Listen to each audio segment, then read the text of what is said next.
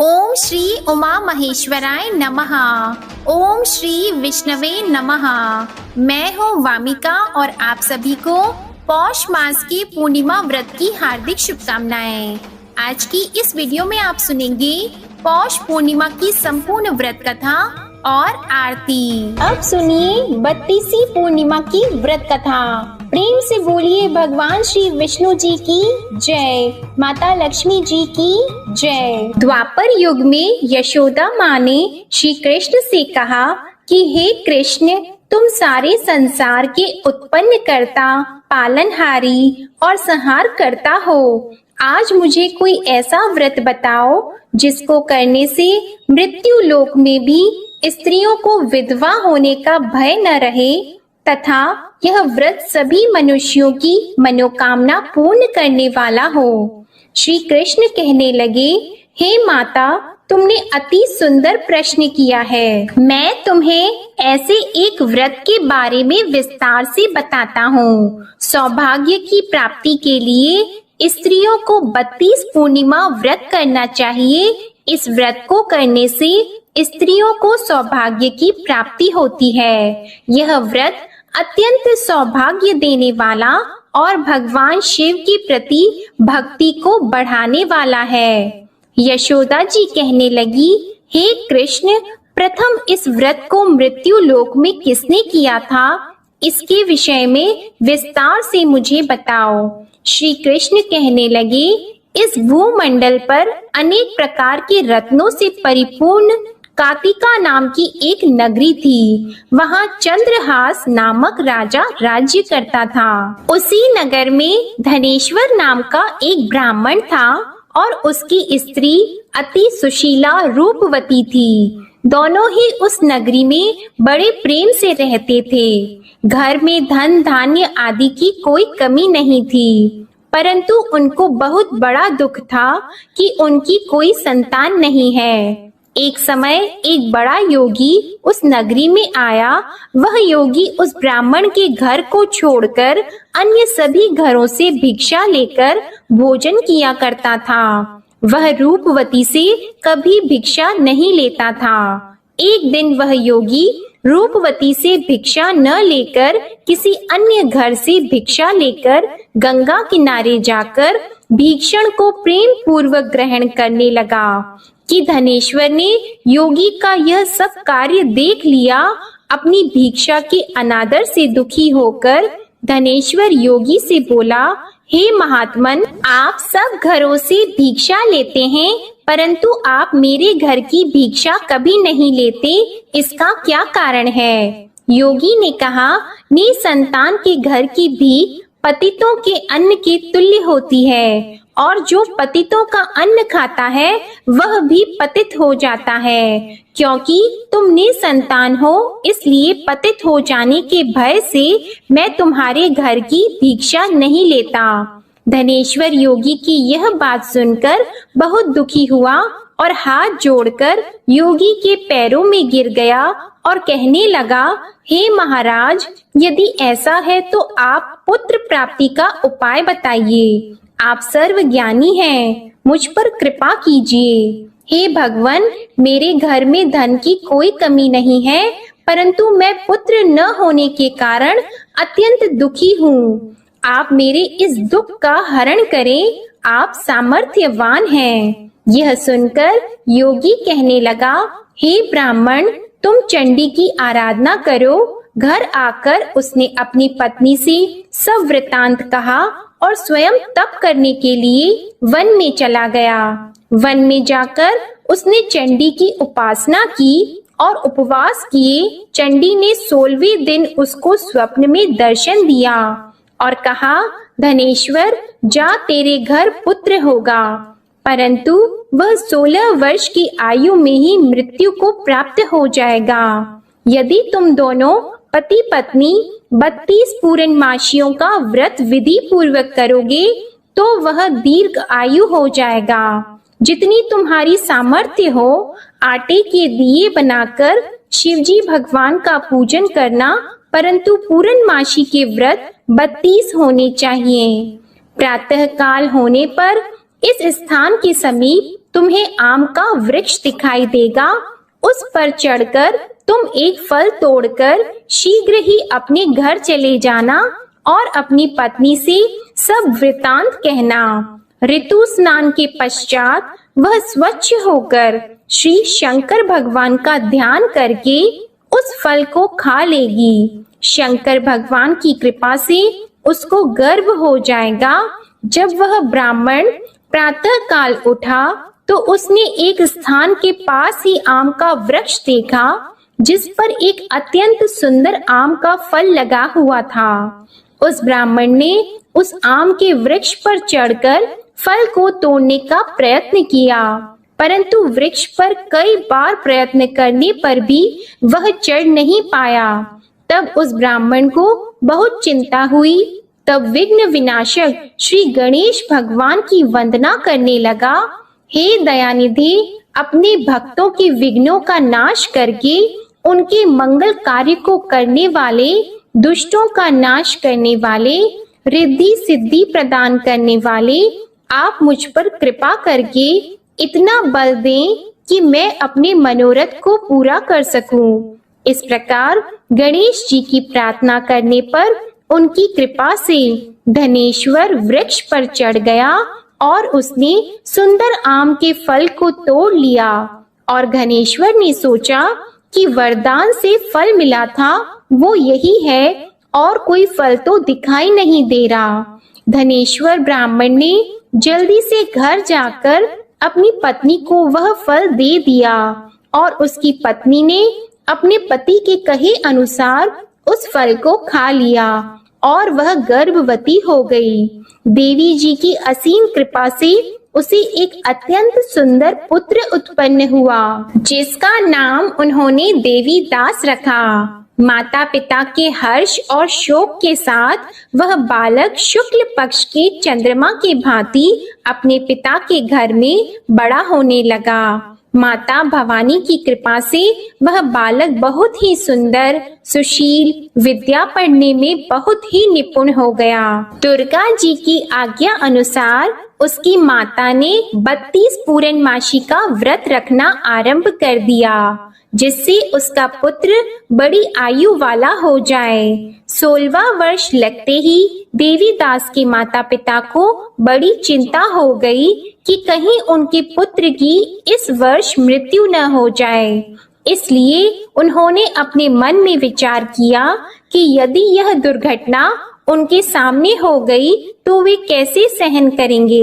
इसलिए उन्होंने देवी दास के मामा को बुलाया और कहा, हमारी एक बहुत बड़ी इच्छा है कि देवी दास 1 वर्ष तक काशी में जाकर विद्या अध्ययन करे और उसको अकेला भी नहीं छोड़ना चाहिए। इसलिए साथ में आप चले जाएं और 1 वर्ष के पश्चात इसको वापस ले आना। सब प्रबंध करके उसके माता पिता ने काशी जाने के लिए देवी दास को एक घोड़े पर बिठाकर उसके मामा के साथ भेज दिया, परंतु यह बात उसके मामा या किसी और से नहीं बताई। धनेश्वर तथा उसकी पत्नी ने अपने पुत्र की मंगल कामना तथा दीर्घ आयु के लिए भगवती दुर्गा की आराधना और पूर्णमासियों का व्रत करना आरंभ कर दिया। इस प्रकार बराबर 32 पूर्णमासी के व्रत को उन्होंने पूरा किया। कुछ समय पश्चात एक दिन वह मामा और भांजा मार्ग में रात बिताने के लिए किसी गांव में ठहरे हुए थे।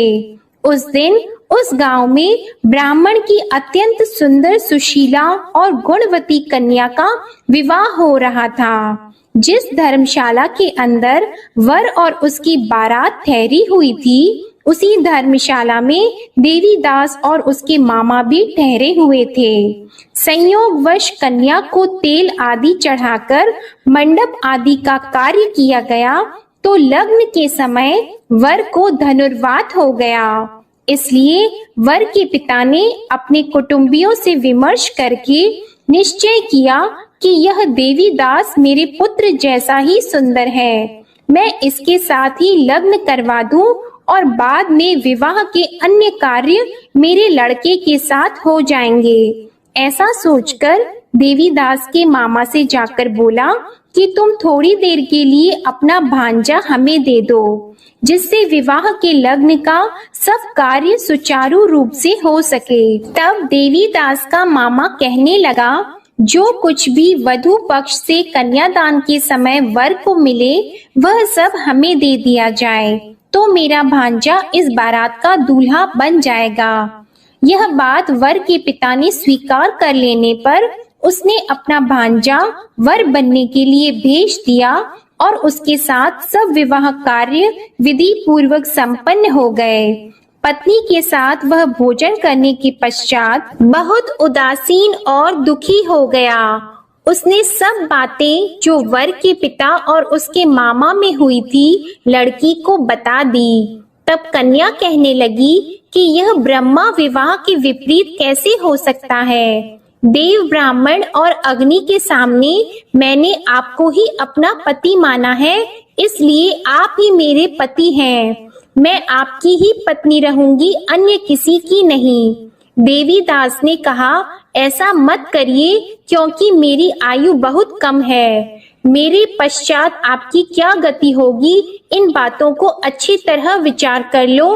परंतु वह दृढ़ विचारों वाली लड़की थी। वह बोली, जो आपकी गति होगी वही मेरी गति होगी। प्रातः काल देवीदास ने अपनी पत्नी को 3 नागों से जड़ी हुई एक अंगूठी दी, एक रुमाल दिया और बोला, हे प्रिये, इसे लो और संकेत समझकर स्थिर चित्त हो जाओ। मेरा मरण और जीवन जानने के लिए एक पुष्प वाटिका बना लो। उसमें सुगंधी वाली एक नव मल्लिका लगाओ और उसको प्रतिदिन जल से सींचा करो और आनंद के साथ खेलो कूदो और उत्सव मनाओ। जिस समय और जिस दिन मेरा प्राणात होगा, यह फूल सूख जाएंगे और जब यह फिर से हरे हो जाएं, तो समझ लेना मैं जीवित हूँ। यह बात निश्चय करके समझ लेना, इसमें कोई भी संशय नहीं है। इतना कहकर देवीदास वहां से चला गया और प्रातः काल होते ही वहां पर गाजे बाजे बजने लगे और जिस समय विवाह कार्य समाप्त करने के लिए वर तथा सब बाराती मंडप में आए, तो कन्या ने वर को भली प्रकार से देखकर अपने पिता से कहा, यह मेरा पति नहीं है। मेरा पति वही है जिसके साथ रात्रि में मेरा पाणी ग्रहण हुआ था। इसके साथ मेरा विवाह नहीं हुआ है। यदि यह वही पुरुष है तो बताइए कि मैंने इसको क्या दिया। वधू पक्ष और कन्या पक्ष कन्यादान के समय जो आभूषण आदि दिए गए थे वो दिखाए तथा रात में क्या गुप्त बातें मैंने इनसे कही वह सब सुनाइए। पिता ने उसके कहे अनुसार वर को बुलाया। कन्या की यह सब बातें सुनकर वह कहने लगा, मैं नहीं जानता। इसके पश्चात लज्जित होकर वह वहां से चला गया और सारी बारात भी अपमानित होकर वहां से लौट गई। भगवान श्री कृष्ण बोले, हे माता, इस प्रकार देवीदास काशी विद्या अर्जन के लिए वहां से चले गए और जब कुछ समय बीत गया तो काल से प्रेरित होकर एक सर्प रात्रि के समय उसको डसने के लिए वहां पर आया। उस विषधर के प्रभाव से उसके शयन का स्थान चारों ओर से विष की ज्वाला से विषैला हो गया, परंतु व्रत के प्रभाव से उसको काट नहीं पाया, क्योंकि पहले ही उसकी माता ने 32 पूर्णमासी का व्रत रखा था। इसके बाद मध्याह्न के समय स्वयं काल वहां आया और उसके शरीर से प्राणों को निकालने का प्रयत्न करने लगा, जिससे वह मूर्छित होकर पृथ्वी पर गिर गया। उसी समय माता पार्वती के साथ भगवान शंकर वहां आ गए। उसको मूर्छित दशा में देखकर माता पार्वती जी ने शंकर जी से प्रार्थना की, हे महाराज, इस बालक की माता ने पहले ही 32 पूर्णिमा का व्रत पूरा किया था, जिसके प्रभाव से आप इसको प्राण दान दें। माँ भवानी के कहने पर भक्त वत्सल भगवान शिव जी ने उसको प्राण दान दे दिया। इस व्रत के प्रभाव से काल को भी पीछे हटना पड़ा और देवीदास स्वस्थ होकर बैठ गया। उधर उसकी पत्नी उसके काल की परीक्षा किया करती थी। जब उसने देखा उस पुष्प वाटिका में पुष्प कुछ भी नहीं रहे तो उसको अत्यंत आश्चर्य हुआ, लेकिन जब वह जैसे ही हरी भरी हो गई तो वह जान गई कि अब उसका पति ठीक ठाक है, वह जीवित हो गया है। यह देखकर वह बहुत प्रसन्न हो उठी। अपने पिता से कहने लगी, पिताजी मेरे पति जीवित हैं, आप उनको ढूंढिए। जब 16वां वर्ष व्यतीत हो गया तो देवीदास भी अपने मामा के साथ काशी से चल गया। इधर उसके ससुर उसको ढूंढने के लिए अपने घर से जाने ही वाले थे कि वे दोनों मामा भांजा वहां पर आ गए। उनको आया हुआ देखकर उनके ससुर को बड़ी प्रसन्नता हुई और वह उन्हें अपने घर ले गए। उस समय नगर के निवासी भी वहां इकट्ठे हो गए और सबने निश्चय किया कि अवश्य ही इसी बालक के साथ कन्या का विवाह हुआ था। उस बालक को कन्या ने जब देखा तो पहचान लिया कि यह तो वही है जो संकेत करके गया था। कुछ दिन बाद देवीदास ने अपनी पत्नी और मामा के साथ अपने ससुर के घर से बहुत सारे उपहार लेकर अपने माता पिता के घर गए। अपने गांव के निकट पहुंचने पर कई लोग उसके माता पिता को पहले ही खबर देने चले गए कि तुम्हारा पुत्र देवीदास अपनी पत्नी और मामा के सहित आ रहा है। ऐसा समाचार सुनकर माता पिता को विश्वास नहीं हुआ, परंतु जब और लोगों ने भी आकर यही बात उन्हें बताई तो उनको बड़ा आश्चर्य हुआ। लेकिन थोड़ी देर में देवीदास ने आकर अपने माता पिता के चरणों में अपना सर रखकर प्रणाम किया और उसकी पत्नी ने अपने सास ससुर के चरणों को स्पर्श किया तो माता पिता ने अपने पुत्र और पुत्र वधू को हृदय से लगा लिया और दोनों की आंखों में प्रेम अश्रु बहने लगे। अपने पुत्र और पुत्र वधू के आने की खुशी में धनेश्वर ने बड़ा ही भारी उत्सव किया और ब्राह्मणों को दान दक्षिणा देकर प्रसन्न किया। श्री कृष्ण भगवान कहने लगे, इस प्रकार धनेश्वर 32 पूर्णमासियों के व्रत के प्रभाव से पुत्रवान हो गया। जो भी स्त्रियां 32 पूर्णमासी के व्रत को करती है वे जन्म जन्मांतर में वैधव्य का दुख नहीं भोगती और सदैव सौभाग्यशाली रहती है। व्रत करने वाला चाहे स्त्री हो या पुरुष भगवान शंकर की कृपा से संसार के सकल आनंद भोग कर अंत में आवागमन रहित होकर शिव लोक को प्राप्त होता है। प्रेम से बोलिए श्री लक्ष्मी नारायण भगवान की जय, उमा महेश्वर भगवान की जय। अब सुनिए पूर्णिमा व्रत की दूसरी कथा। पौराणिक कथा के अनुसार एक बार की बात है, किसी नगर में एक सेठ और सेठानी रहते थे। सेठानी प्रतिदिन श्री हरि भगवान विष्णु की पूरी श्रद्धा से पूजा अर्चना किया करती थी, लेकिन उसका पूजा करना उसके पति यानी सेठ को बिल्कुल भी पसंद नहीं था। इसी कारण सेठ ने एक दिन अपनी पत्नी को घर से निकाल दिया। घर से निकाले जाने के बाद सेठानी जंगल की तरफ निकल पड़ी। रास्ते में जाते समय सेठानी ने जंगल में 4 आदमी को देखा जो मिट्टी खोद रहे थे। तब सेठानी उन आदमी के पास गई और उन लोगों से कहा, कृपया आप मुझे किसी काम पर रख लें। इसके बाद चारों आदमी ने सेठानी को नौकरी पर रख लिया।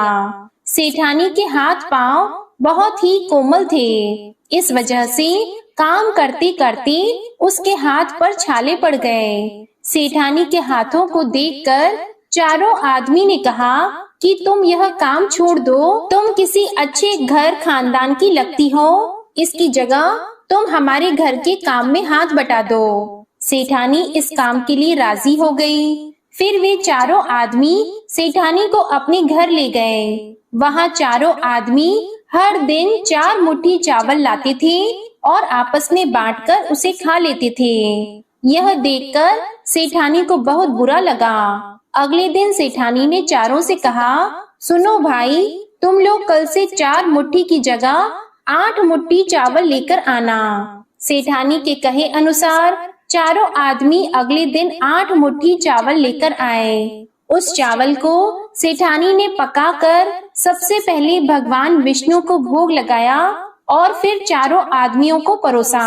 जब चारों आदमी ने उस भोग लगाए भोजन को खाया तो उन लोगों को बहुत स्वादिष्ट लगा। उन्होंने सेठानी से कहा, बहन, आज जो तुमने खाना बनाया वह बेहद स्वादिष्ट है। इस पर सेठानी ने कहा, यह भोजन भगवान विष्णु का झूठा है, इसी वजह से आप लोगों को यह बहुत स्वादिष्ट लग रहा है। उधर सेठानी के जाने के बाद से सेठ भूखा रहने लगा। आस पड़ोस के लोग उसे देखकर ताने भी मारते थे कि यह आदमी सिर्फ अपनी पत्नी की वजह से ही भोजन किया करता था। ऐसा बार बार सुनने के बाद सेठ एक दिन अपनी पत्नी की तलाश में जंगल की तरफ निकल पड़ा।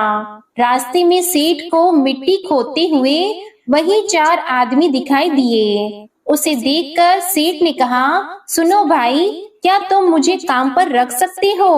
तब चारों आदमी ने उसे काम पर रख लिया, किंतु मिट्टी खोदने से सेठ के हाथों में भी छाले पड़ने लगे, यहाँ तक कि उनके बाल भी उड़ गए।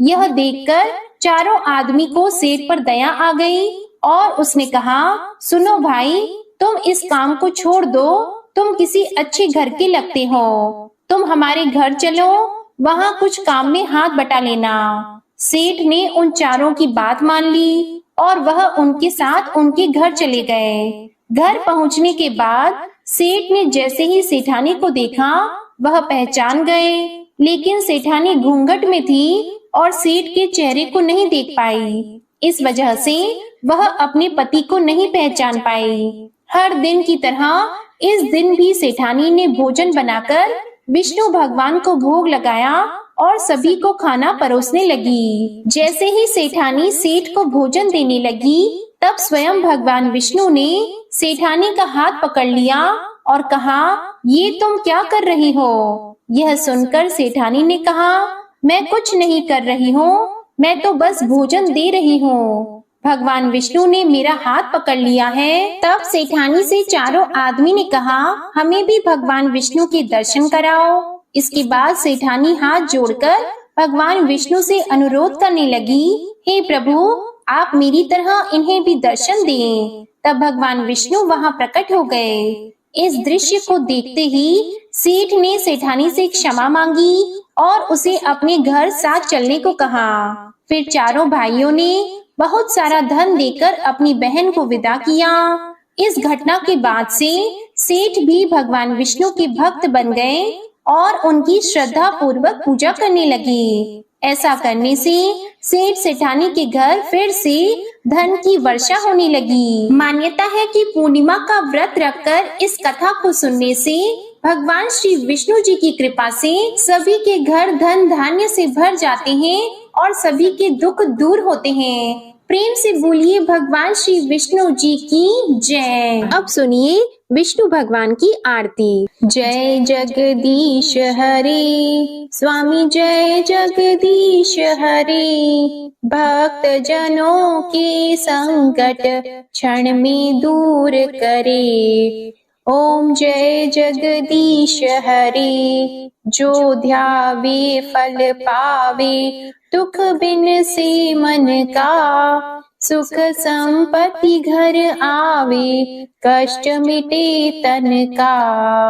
ओम जय जगदीश हरे, मात पिता तुम मेरी, शरण गहूं किसकी, तुम बिन और न दूजा, आस करूं जिसकी। ओम जय जगदीश हरे, तुम पूर्ण परमात्मा, तुम अंतर्यामी, पार ब्रह्म परमेश्वर, तुम सबके स्वामी। ओम जय जगदीश हरे, तुम करुणा के सागर, तुम पालन करता, मैं मूर्ख खल कामी, कृपा करो भरता। ओम जय जगदीश हरे, तुम हो एक अगोचर, सबके प्राण गणपति, किस विधि मिलूं दयामय, तुमको मैं कुमति। ओम जय जगदीश हरे, दीन बंधु दुख हरता, तुम ठाकुर मेरे, अपने हाथ उठाओ, द्वार पड़ा तेरे। ओम जय जगदीश हरे, विषय विकार मिटाओ, पाप हरो देवा, श्रद्धा भक्ति बढ़ाओ, संतन की सेवा। ओम जय जगदीश हरे, तन मन धन और संपत्ति सब कुछ है तेरा, तेरा तुझको अर्पण क्या लागे मेरा। ओम जय जगदीश हरे, श्री जगदीश स्वामी जी की आरती जो कोई नर गावे, कहत शिवानंद स्वामी, कहत शिवानंद स्वामी, मन वांछित फल पावे। ओम जय जगदीश हरे, जय जगदीश हरे, स्वामी जय जगदीश हरे, भक्त जनों के संकट क्षण में दूर करे। ओम जय जगदीश हरे, ओम जय जगदीश हरे, ओम जय जगदीश हरे। प्रेम से बोलिए भगवान विष्णु जी और माता लक्ष्मी जी की जय। आपको ये कथा पसंद आई हो तो वीडियो को लाइक करिएगा, शेयर करिएगा, कमेंट में भगवान श्री लक्ष्मी नारायण जी और श्री उमा महेश्वर भगवान की जय जरूर लिखिएगा और चैनल को सब्सक्राइब जरूर करिएगा। इसी के साथ श्री सत्यनारायण भगवान की कथा की वीडियो भी हमारे चैनल पर आप जरूर सुनिएगा। जय श्री राधे कृष्णा।